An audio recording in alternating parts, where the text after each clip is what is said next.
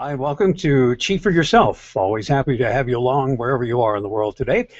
We are here, as always, to generate the good chi and to keep you on the path toward living your genuine life. Our guest on this show had, by all popular measurements, an enviable life as a corporate manager and a Fortune 500 company. She was a healing arts business owner and an author of 3 books, but her life took a drastic turn in the summer of 2011 when she had a stroke that left her completely paralyzed on her right side. Erica Tucci did recover from that stroke and in the process found great insight as to the most important things in life. And she set out with the new purpose of using her story as inspiration for those facing life's challenges. Erica tells the story in the pages of her new book, Radiant Survivor: How to Shine and Thrive Through Recovery from Stroke, Cancer, Abuse, Addiction, and Other Life-Altering Experiences. The book will launch this November 19th. We'll be talking about the book launch in just a little bit. Erica, thanks for being with us today. Have you fully recovered from the stroke? Do you have any lingering effects from it? I'm really not fully recovered. I'm on the last stretch, and this is the hardest part of my recovery because what's happened with the stroke did to me was it made me move from the old mindset, which was very ego-based, very masculine, because I was a very, very masculine person, very controlling, very driven, as you can tell, because I was working many, many hours, but that's not the cause of my stroke. And I had to shift over to a more feminine approach where things were more about how do I serve other people. So what's going on right now is my body has kind of taken a downturn, and my right side is not functioning as well as I would like to. But that's because my masculine side, my right side, is what was stroked. And so it was decommissioned. So now I'm supposed to be working from a feminine side. And femininity also has to do with surrender. So what I've had to do for the past several months is completely surrender everything and let the power that created our body heal my body. So I'm having to totally surrender and know that I am going to recover in time, but the only way I'm going to do it is by surrendering. I can't do anything. I'm not able to exercise or do my physical therapy or anything. It's a very strange kind of place to be, but it's where I have to be because I have to shift from that masculine, ego-based, what's in it for me kind of mindset over to the feminine, more nurturing, heart-centered, surrendering mindset. Does that make sense? It does make sense, and I'm wondering, since you worked in the corporate world, was that masculine side something that you stressed because you were in a so-called men's game? No, not really, because I feel like I operate myself as as the masculine part of me was more just being driven. Being very controlling and everything, but I did not get caught up in the masculine part of the corporate world where you have to deal with politics and stuff like that. It was more of a personal masculinity. Now, it's easy for someone who hasn't had a stroke to say the experience is a blessing in disguise. How do you look at what happened? To me, it was a gift, not a curse. I really don't look at it because I believe very much in karma. I believe that this happened to me for a reason, and there are lots of things that I will talk about in my story in my book, the masculine versus the feminine, but also the part of the thing. My stroke was actually caused by a hole in my heart that allowed a blood clot to get through and go into my left side of the brain. Now, the left side of the brain is the analytical, the organized part of your brain. That's the masculine, right? And our left sides of our brain controls the right side of the body. So it made sense that my right side of the body would be paralyzed since the left side controls the right side. And what happened was, what happens to me, and it happened just now, my brain all of a sudden completely stops, and I can't remember what you asked me. Isn't that terrible? That happens because of the stroke. Well, I was looking for an overview really of lingering effects that you have, and obviously, as you mentioned in the beginning, you're still feeling some effects. This is not something you just get up from and walk away and you're fine. No. Just, I mean, like I said, I'm going through a period of surrender where I have to do nothing but relax and everything. Oh, I was trying to tell you what the stroke was caused by, because there's a lot to it, and I think it's very important because it just kind of shows you the development of what happened. Mm-hmm. Anyway, I had a hole in my heart, and the 2 years before I actually had the stroke itself, I had a past life regression.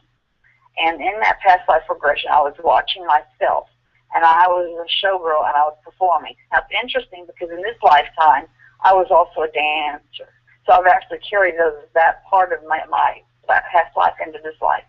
But in that past life, as I was watching this showgirl dancing, she was very, very well known, supposedly, I saw a gaping hole in her heart. And if I had heeded that warning that I saw in that past life regression, and also the flutters that I had in my heart this life, and had it tested, maybe I could have avoided my stroke.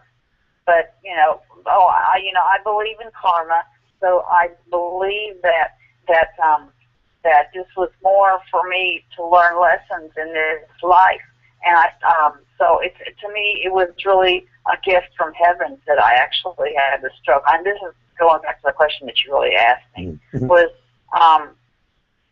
I think that things that happen in our lives are lessons that we have to learn in life, and they either make you or they break you, and it depends on your attitude and your beliefs and everything else. Whether you're going to be able to pick yourself up and just move on forward, in your life, in whatever capacity, or if you're going to allow it to bring you down in the dumps. For me, because I know I was more aware of this karma and the way I feel and believe, I think that's really pulled me through having this kind of life-altering experience happen. So having karma come into play and what have you, you're saying that you actually came here. This was your mission, to come here and have a stroke and learn the lessons as part of your development. Yes, I do. In fact, I have a chapter in my book called, let's see if I can remember the chapter name. You know your trauma before you were born. That you've actually created a sacred contract with the divine before you're born, so that you know the parents that you choose, so that you know the kinds of situations that you're born into, the kinds of things that happen in your life. You kind of created the blueprint of your life before you're actually born. So, even before then, something was going to happen in my life. I think that was part of my life. And because I do believe in past lives and everything, it fits perfectly in what I believe. Working in the corporate world can be a pretty rough and tumble place. Well, what did you learn about your time there? Were you living in your head and now living from your heart? Is it safe to say that? Well, that's exactly the shift I'm making. Yes, I was living in my head, but I think that really, even before I had my stroke, I was already on the path, moving from that masculine to feminine energy. However, like I said, I still was doing things because I was a life coach for women, specifically for women. And I was a Reiki master and a massage therapist and, then a corporate manager and everything. But I was doing it from that standpoint of, like I said before, what's in it for me? I'm more about the recognition of what I could do for others instead of really coming from the heart. Really, how can I serve other people? Being more nurturing, more caring, more giving, and everything. And so I think that's why I had my stroke, is I had to make that shift. People don't have to have a stroke or something like this happen to them to make a shift. But sometimes if we don't do it on our own, the universe is going to do it for us. And I think that was what happened to me. Moving toward a more conscious life can reveal things and dredge up the stuff that gives you a less than comfortable feeling. Is there any part of your transformation that has been more difficult than the others, something that really surprises you and how tough it's been? Well, that's what I'm going through right now, because when you're so used to controlling your life, you know, like I was before, when you're so used to being ego-based and driven, and then you all of a sudden have to. Well, the way I say it is, I was going from a treadmill of life to go working at a snail's pace, and it's very, very hard to change your mind, you know, your mindset from being very, very driven, very, very controlling. You know, I thought that I controlled everything in my life. Well, that's not true, because we're co-creators with God, Spirit, Providence, however you define that higher power. And what I had to do, and what I'm having to do right now, in order for me to heal fully, is I had to completely surrender everything and turn over all the healing to Providence, to God, to Spirit, whatever. And that's a very, very difficult task for somebody that has been so controlling in their life in the past. Now, what was your, where were you on the spiritual continuum before you had the stroke? Did you have a good grasp of the whole spiritual process? I did. I started meditating when I was 14. I was kind of forced by my mom. In fact, this is a funny story. My mom wanted me to start TM, Transcendental Meditation, and I was initiated when I was 14. What I would do, because I didn't want to do it, I really didn't want to get initiated, I would go into my bedroom and I'd just sit there. You know, I wouldn't do anything, but then I'd come out. I told her I'd meditated for the 20 minutes that I was supposed to. Because, you know, I really didn't start meditating until I was in college. So I was already on a spiritual path, but there was still that masculine drive in me that apparently was much stronger than the spiritual underpinnings of what I was doing. I've had, because my mom is a very spiritual person, and she's kind of been my role model all my life. But I really was already beginning the spiritual path, but apparently I had some more to learn, a lot more, you know, as we all do. I mean, that's a process that goes on and on, you know, forever. We live in a masculine society, a masculine culture, I guess. And given what happened to you, do you think your leaning toward the masculine side was more enculturation, or do you think that's just a personal thing? I think it could be. I guess it's going to be both. You know, that's an interesting question. I've never really thought of. I think it's both, because yes, we do live in a very, very male-dominated world. And so I think it is it's kind of indoctrinated in everybody that we're in that kind of mentality. But I do believe that my own personal life, wanting to make transformation, you know, part of my growth and everything, that I was able to I don't want to say fight against it, but I was able to try to individuate, I guess you could say, and be more spiritual and get out of that masculine kind of mentality. And I guess Spirit was helping me along the way by giving me a stroke to really make me do this total transformation of self. Nowadays, what do you rely on? Is it prayer, meditation, possibly yoga? Do you have a practice that you go to more than any other? Well, you know, I really believe that there are a lot of different ways of doing it. I am a Reiki master, so I do a lot of Reiki. I do Reiki on myself all the time, and I do meditate, and I have done yoga. I've not done it in a long time, but massage also is a very good thing. So I do energy work, you know, Reiki. Reiki and meditation right now are pretty much what I do. I'm wanting to get into past life stuff more and more, because I find it very, very beneficial. I'm actually getting certification in it myself, but I also like to do go to the therapist when I can, because I find that to be very, very useful, because it's a technique that years of therapy, past life regression can actually help you in less time than therapy, than years of therapy. But I think therapy, there's just, like I said, there are a lot of different things, different ways of you doing spiritual work. I like to work with my chakras. There's a lot of things that you can do. Since you're working with past life regression, do you see yourself now moving on when you pass to the other side to yet another life, as your development will just continue from where you are now? Yes, I do feel that. Well, let me go back to the past life. So in the past life, I had the reason why I had that hole in my heart, the symbolic hole. It was because of heartbreak, and that was because the story in the past life was about love and losing a love in that life. And the thing that's interesting is that man in that past life is in my life now. Mm. And but once again, it was. But in that past life, the reason why I lost him was because he was in a higher class than I was, and he was actually with another woman that was of his class. And so in this lifetime, he's married.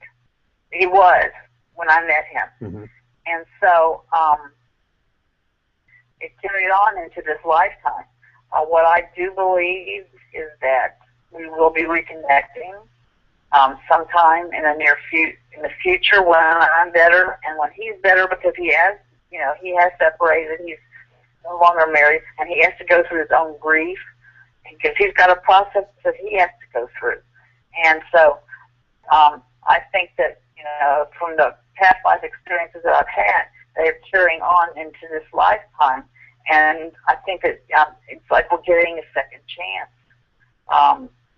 of maybe reconciliation or whatever.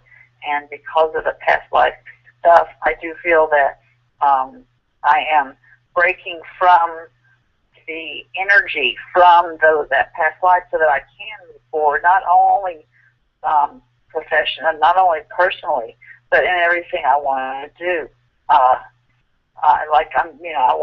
I want to continue with helping of my, helping people through having written my book and doing speaking engagements and a lot of different things so that I can really, really serve people. That's really what I wanted to do in life now that I've had this experience. Mm-hmm. Well, your experiences with Reiki, your writing and coaching help those who are heading for a transformation, but are earlier in the game and still sorting things out maybe. And given that the teacher appears when the student is ready, what do you say to someone who comes to you in a sort of hitting bottom condition to help them take that first step toward a more conscious life? The first step, well, at first they have to learn to believe in themselves. They have to really learn to believe in themselves, because if you don't really know who you are and believe in yourself, you really can't move forward in your life the way you want to. So I really feel that if a person can start doing what they need to do, and that may be where the life coaching comes in, coaching in them on how do they learn to believe in themselves. And to me, it has to have everything to do about going in and finding your own inner divinity, developing that self-love inside. Because at that point, then, when you feel really comfortable of loving who you are and really believing that who you are and what you can be, then you can move forward and do what you want to do in life. I want to draw on your knowledge of the business and corporate world for a moment, having played it on a high level. With this shift of consciousness we're seeing now in the world, do you foresee the corporate culture easing off the gas just a bit and allowing insights like those you've experienced to ever have a place in the way we do business? Well, yes, I do. In fact, I have actually this kind of information I saw before I had my stroke. I started seeing things that were happening, things, spirituality in the workforce, you know, and bringing that kind of mentality into the workforce where it's more holistic. It's not so masculine driven. It's about, again, to me, it's finding that unity, that balance of the masculine and the feminine. And if they bring spirituality and stuff like that into the workforce in some way, I feel that there's going to be a big, big change in the way corporations operate. And that, to me, I like to associate spirituality as a more feminine kind of institution. I don't like to use the word institution, but that's the only word that comes up to me. For me, is that it's more of a feminine, I'll say energy instead. Mm-hmm. That's more of a feminine because it comes from within. It comes from the heart. You know, spirituality comes from the heart, and that's feminine. So as we are in that transformation in the world, shifting from this masculine, driven, greed, you know, full of greed and power and corruption. Now we're shifting to a more feminine, we've got to start learning to nurture our world more, and that's more feminine. So as we're doing that, and then we come to more of an inner balance, I think everything's going to change the way things are operating. Mm-hmm. One final question, then we'll get into the book launch. With all of your challenges and experiences, what idea or suggestion do you want the reader to take away from this book? Well, there's actually a lot of lessons that I learned, and you know, and the book itself. The several that really stand out for me are anything that you do in life, you should never ever give up, no matter what it is. Even if you don't know what the outcome is, just keep really pushing forward, because to me, there is no option about giving up. I feel that if you're giving up, that means you don't love yourself, and you don't believe in yourself. So you have to really just kind of pull yourself up and kind of just keep on going. I think that it's very important to really know what's important in life. You know, for you, what is it that you want to do? What comes from your heart? What's your passion? What's your desire in life? Don't look at your outer reality, the accoutrements, the material possessions, your recognition, vanity, and that's the way our world operates. Everything's looking at the outer world instead of the inner world. And to me, what's important is life is about relationships. We don't live like in a vacuum in this world. Relationships with yourself, with others, and having a very, very strong connection with the source of creation, God, providence, the spirit, whatever. That to me is fundamental. That if you have a strong, strong basis in your spirituality, I feel that everything else will just flow. Life will flow much more organically. So of all the relationships that are important to us, it's probably best to make sure you have a strong relationship with yourself first to ensure that the others become more sound. Yes. Yeah. All right, let's talk a little bit about the book launch in November and all of the things that are associated with that. Tell us about the launch date and what you're giving away. Well, the book launch is November 19th. That's the official book launch. Mm-hmm. It's an Amazon book launch, and but I'm sure if you wanted to get the book from a bookstore, then you'd have to order it. You know, that's not going to be in the bookstores. But things that are happening beforehand, which is the big thing that's happening beforehand, is we're having a wonderful telesummit, November 12th through the 14th. It'll be from 2 o'clock Central Standard Time to 3:30. So that's 12, I think, Pacific Time and 3 o'clock Eastern Time. It's 12. Like I said, 12th through the 14th. We've got a panel of myself, my co-host, Lynn Seraphin, and then 9 wonderful guest panelists, including Dr. Bernie Siegel, and a lot of people know who Dr. Bernie Siegel is. He's a renowned physician, and I'm honored to have him at the Telesummit. He endorsed my book, as well as Kevin Sorbo, who is Hercules, that TV series, because he is a stroke survivor himself. So we have the Telesummit. It's going to be the 12th to the 14th. And if you want to sign up for that Telesummit, you can go to my website, Radiant Survivor, and you can click on, well, I think it says Telesummit November 12th and 14th at the menu, on the menu, and it will allow you to sign up for the Telesummit.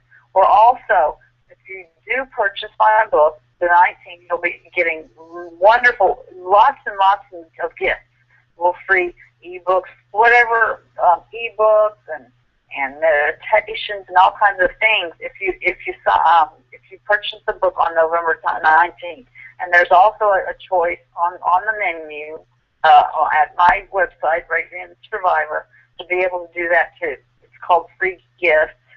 I think it's called Free Gift or whatever. But go, if you are interested, go to my website and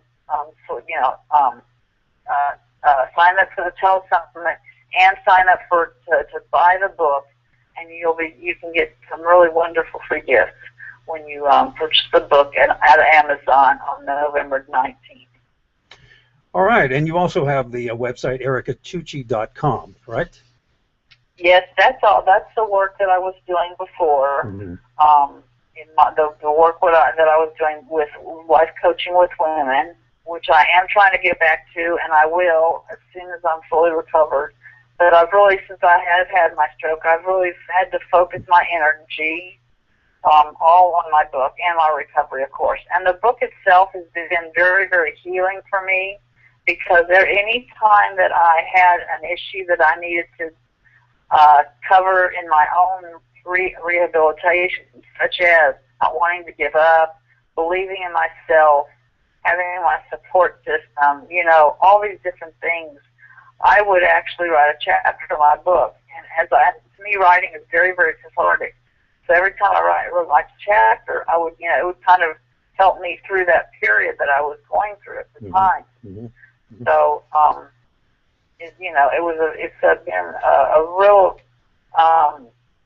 a real joy to be able to write my book, and knowing that I was going to be helping so many other people too. My book is not just about my story. For each chapter that I wrote, it has a story contributor. I have 14 different stories, one for each chapter, but I also give a chapter to the caregivers, for the caregiver's point of view, because they're affected just as much. But each chapter has a story from somebody that may have had cancer, cancer, abuse, sexual abuse, verbal abuse, addiction, anxieties, MS, a woman that didn't have any arms and how she's able to do everything with her feet. All kinds of different stories that embellish the book, that really, to me, really help put a lot of meat into the book.